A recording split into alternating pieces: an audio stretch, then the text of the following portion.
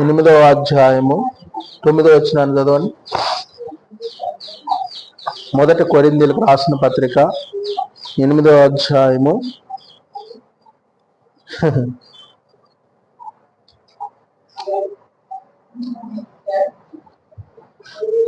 1వ కొరింథీయులకు రాసిన పత్రిక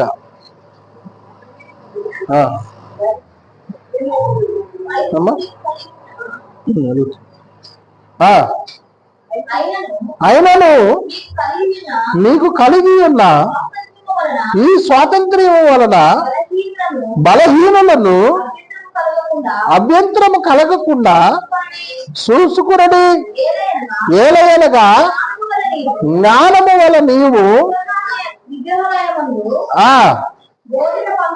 భోజన పంక్తిని కూర్చుండగా ఒకడు చూచిన ఎడల బలహీనమైన మనస్సాక్షి అతడు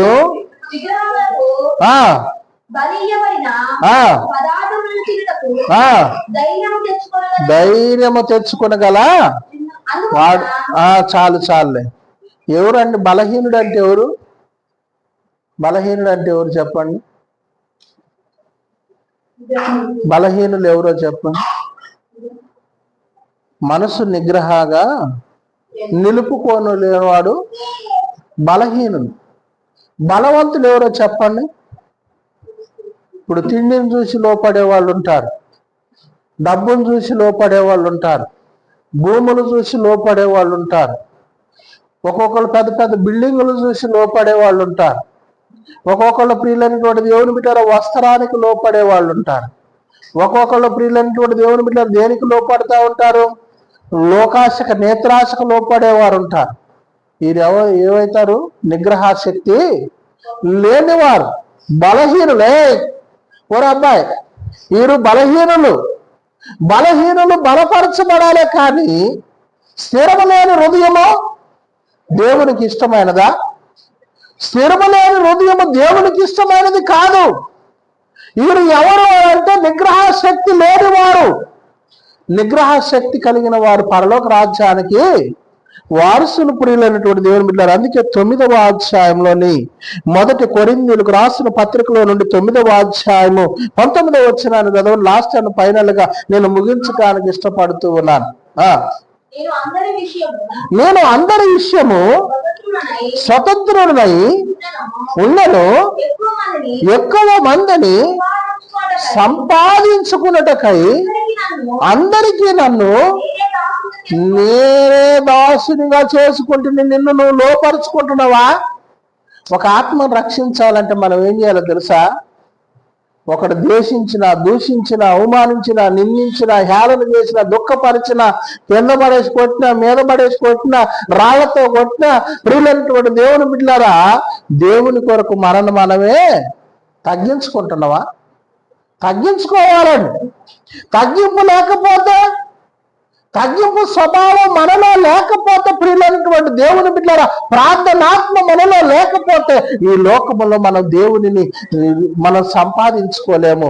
ఈ లోకంలో దేవుని ఆత్మను సంపాదించుకోలేము. ఈ లోకంలో దేవుని శక్తిని వస్తూ ఉన్నాయి, కరువులు వస్తూ ఉన్నాయి, భూకంపాలు వస్తూ ఉన్నాయి, అనేక ప్రాంతాలు కదిలింపబడుతూ ఉన్నాయి, అనేక ప్రాంతాలలో హెచ్చరింపబడుతూ ఉన్నది. కానీ మానవ జీవితంలో ఒకరినొకరు పురిగలుపుకొని కొన్ని ఆత్మల మీద రక్షింపబడి పరలోకంలోనికి చేర్చబడాలని మన జీవితంలో కలిగి ఉండలేకపోతూ ఉన్నామని వ్యాధులతో మాట్లాడుతూ ఉన్నటువంటి దైవ లేఖనం ఇది. ప్రియ దేవుని బిడ్డలారా, నేను ప్రతి ఒక్కరము కూడా దేవునికి లోపడాలని దేవుని యొక్క వాక్యము మాట్లాడుతూ ఉన్నది.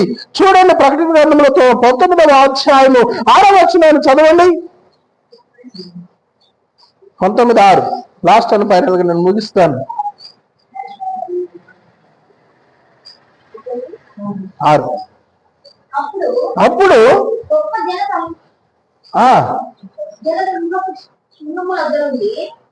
జలసింహముల వద్ద నుండి వచ్చును